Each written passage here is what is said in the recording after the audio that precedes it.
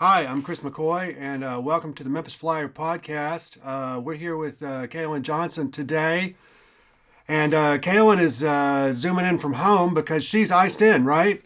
I sure am. Black ice at that. Oh no, well, it's been just absolutely frigid here the last couple of days. We actually got out of the house last night and went to Hamilton at the Orpheum. It was just great. I'd seen it before, like the film that was on Disney Plus, that they did with the original cast, which is amazing. But this road cast was just really, really impressive. Yeah, it's the first time I'd ever seen it in person, and it also felt, really poignant. I think seeing it right now, Hmm. Yeah. uh, you know, as things are chaotic and getting worse with the Republic. But I did film it with revolutionary fervor, which I think is part of the point. I felt the same way when I saw Wicked. I was like, this is too on point right now. For sure, it's great to see like big entertainments like that, actually be relevant and have something to say. Which I guess means we can start off with a big entertainment that is not relevant and does not have anything to say, which is Captain America: Brave New World. That's my movie that I did this week. And Kaylin, are you a fan of the Marvel movies at all? I've only seen Black Panther. Oh, really? Well, Yes. so that's a good one. Uh-huh. I'm glad that you saw that. To me, Black Panther is one of my favorites.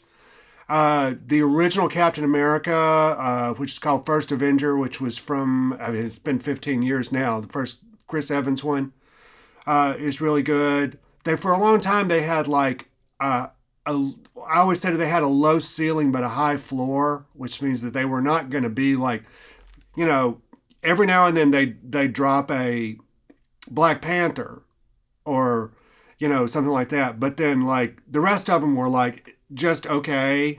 They weren't like overtly bad or anything. Well, the floors dropped out. They got to Avengers Endgame, which was 2019, which is right now the second highest grossing film of all time. And I don't know, they kept going after the movie called Endgame, which seemed like a bad move, and it's seeming like an increasingly bad move too. Captain America: Brave New World, I said in my review, looked like a movie that was made by a bunch of feuding middle managers, and I think that's exactly what happened. It seems like a whole bunch of movies crammed into one. I know that there was reports of multiple reshoots on this, and it really shows. For a $180 million movie, it just looks shoddy, and which to me, as a film critic and a filmmaker too, is just inexcusable. If you have that much money and it just there's no artistic unity, you can tell from shot to shot that it's like, oh, this was added in later or whatever. The script is completely incoherent.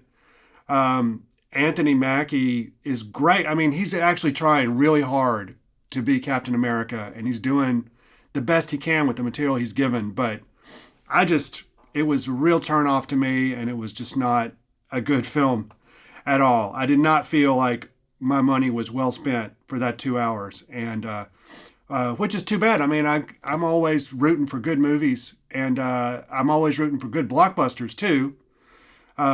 Just because I like film and I want to see it done well, too. Um, but it's a shame, and it's a shame, like I said, in our current moment here, because Captain America, the ones like Civil War were basically they were so all the Marvel movies after a certain point they would like pick a genre and they would just like we're gonna make a superhero movie like this, you know, and the Captain America movies, the last couple of them have been like paranoid thrillers from the 70s, like 3 Days of the Condor or Marathon Man or something like that. Um, which is cool because nobody was really doing those anymore. And but the downside is that these are political paranoia thrillers, and you can't make a paranoid political thriller without any politics. But the other big thing, which is our cover story this week, it's called the Feagins Fiasco, and it's about the uh, everything that's gone on with the school board. And Kaylin, have you been following this story? I have. It's been a pretty crazy one, and I think one thing that's really got a lot of people's interest is how much public support former Superintendent Feagins garnered, especially not even just from the community, but you saw students having walkouts as well. And it even spilled over to social media. You know, you have clips of the meeting going viral on sites like TikTok where not everybody is from Memphis, but they're still following along with. David Waters wrote this cover story, and he's from the University of Memphis. And, he's been at it for a long time. And one of the things, he said in the beginning of the story is that, like, he can't figure out why she was fired. And he did one of the things that we do as journalists. We go through really long and detailed documents like the Department of Justice report on the MPD last December, or in his case, he went through everything related to the school board firing and all of those filings, everything that was public, and he was just like, I don't see why she was fired, and she.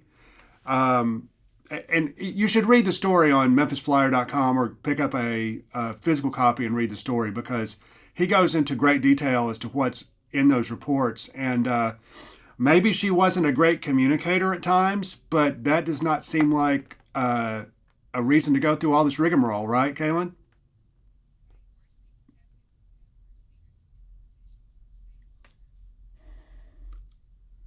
Yeah, right. And as you pointed out, the kids like her, and to me, that's like, since when do the students have an opinion about the head of the school board? It's usually sort of outside of what they're thinking about day to day, which is just getting by. Yeah, I was talking with someone about it, and I was like, when I was in high school, the superintendent was just someone I knew existed. You know, I never really felt a connection to fight for anything that he was doing or like even get involved in anything. Like I just knew that he existed. So for her to have this kind of personal connection to students, I really feel like that speaks a lot. Yeah, for sure. So, anyways, you should definitely read that cover story because it's a doozy, and it's the kind of reporting that we like to bring to Memphis. Kailyn, you and I both have written those big cover stories, and there's really not another place in Memphis where you can stretch out like that, and in the Memphis media. Most definitely. Love long form pieces like that. Kailyn, this week though, you wrote about Drew's place, right? Tell us what your story was about this week.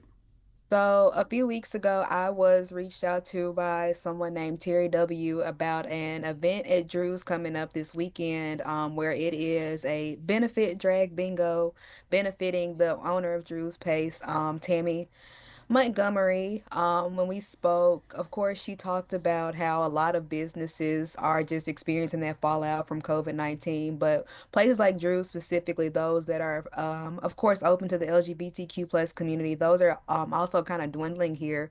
We really only have Drew's, the pumping station, Lamplighter, and Club 616, and of course, we want to keep those places afloat. The whole arc of the gay bar scene has been really fascinating to me because back in the day, Memphis had a reputation as being very, especially Midtown, as being very LGBTQ friendly. We had a lot of gay bars, and they were a big part of the community because I feel gay and lesbian and queer people would get bashed a lot of times if they were to go to a regular bar.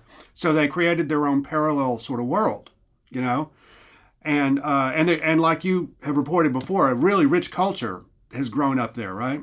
Yeah, most definitely. And think specifically with the drag ban, I know I did some freelance work nationally for it, but a lot of the drag queens here in Memphis have been able to kind of bring people inside of their clubs, which of course, those spaces are more than just drag spaces, but I think people are starting to really see that it's more than just a place to go for like entertainment or like a bachelorette party or a karaoke spot. It's definitely about community and having those spaces where you can be yourself.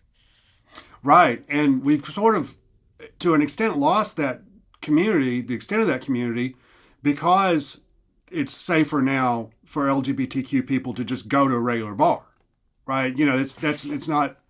I'm not saying it's 100% safe, but that culture has like It's interesting though that as LGBTQ people became more accepted in the culture, that their subculture sort of has dwindled. You know, it's it's interesting to me, but it also seems like now it's more important than ever to maintain that. Yeah, and then you have these like national things. So of course you have shows like Legendary, which focuses on ballroom culture. And of course, everybody can't go to places like New York to see these big scale acts, or you don't even want to go to Nashville sometimes to see it. So definitely having those local spaces where people can experience that and create their own community here. Just so they're not also tempted to have to move because they don't feel like they're accepted as well. Yeah, yeah. Kaylin, thank you very much. This week, you can read all about this stuff in the Memphis Flyer. It's memphisflyer.com, or you can go and pick up a physical copy at all of those boxes around town. And, everybody stay warm. Kaylin, stay warm. I'll try my best to.